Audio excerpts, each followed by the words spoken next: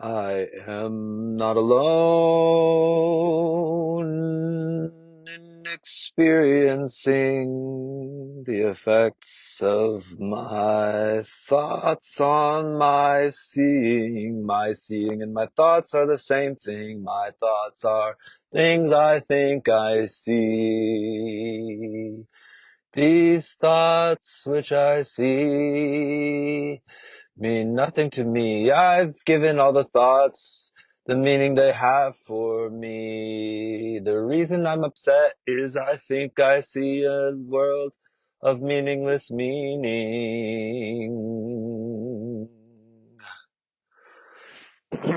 Hello, welcome to this course, of course, in miracles.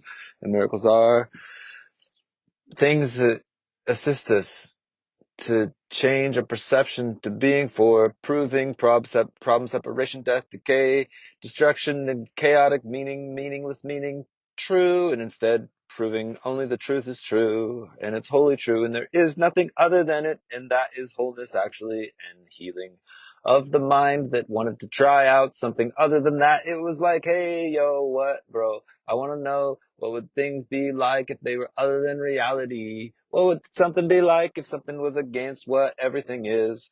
What would something be like if something opposed was opposite to what is? And the mind was like, I don't know, that don't make sense. And it was like, I just want to see, yo. So it projected out a world of what that would look like, and that would look like lots of fighting and strife.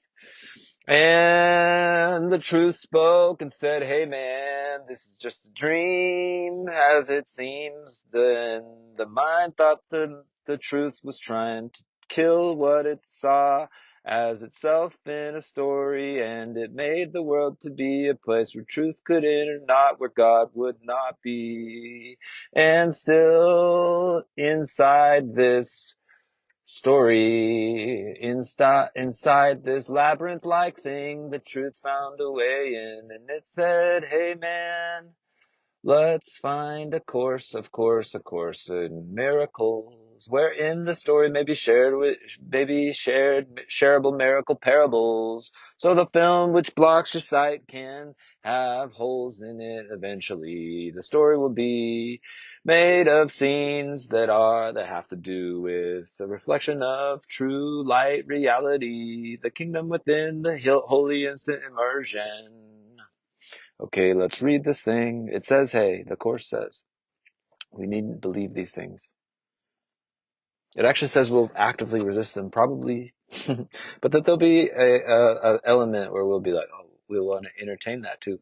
And if we listen, if we hear, if we remember, remind, we practice as it says to, it will unwind our mind from time, and we will wake up to the reality of eternity and know that what a character is someone in a story. It's okay, it's okay. Yes, no. Okay, yo, let's go. It's your bro Joe reading the Course of Miracles, yo. I am not alone. I am not alone in experiencing the effects of my thoughts, thinking thoughts of the oughts that I think ought to be. And this is, I was like, what? My mind thought, what would it be like if there ought to be something other than reality? Shouldn't there be? And the peace said peacefully, it don't matter, baby.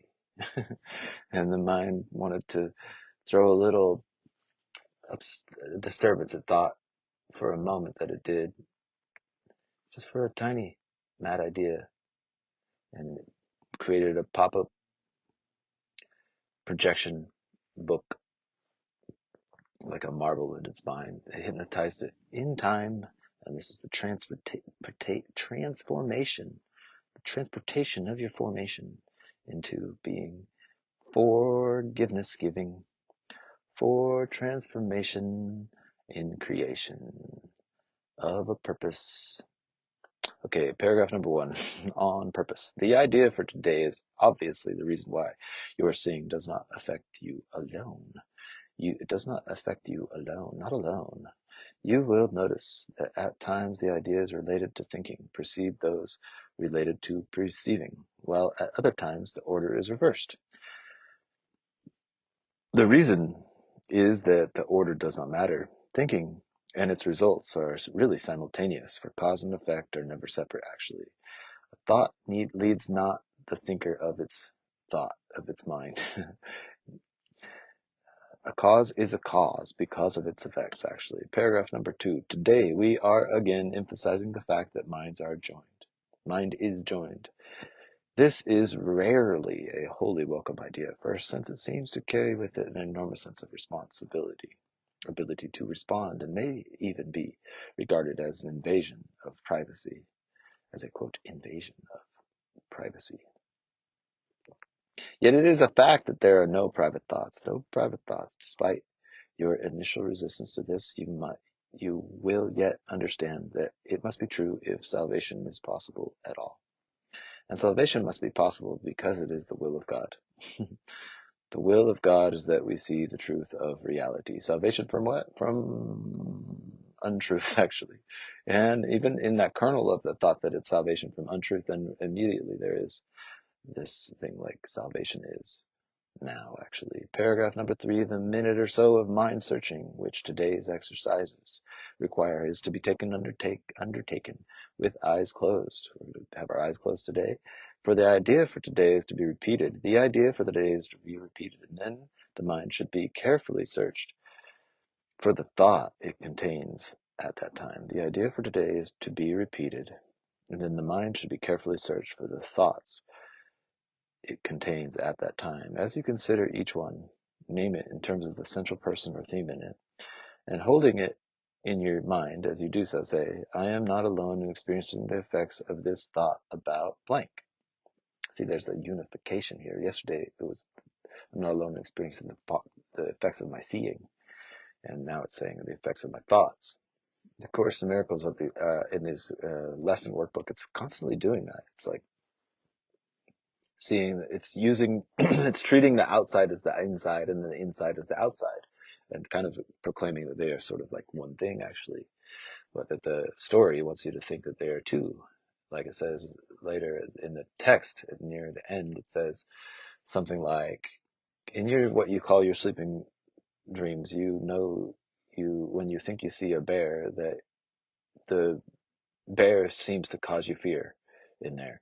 But you're able to admit, in some way at least, that your mind put both the bear and the fear there. They're one thing, actually. So, paragraph number 4, the relinquishment. And the Course in Miracles says that actually the waking reality, what you call your waking reality, is the same as what your sleeping reality. But the thing that, the part of the mind of the story and time that wants to keep it going wants you to think that they are distinguished, that they are, this is waking story, and then there's sleeping story, and that they're not the same, actually, but the Course is trying to say they are the same in some way. Story, dream, appearance, thing, change, all those things the Course in Miracles are saying actually are the same. They are one thing.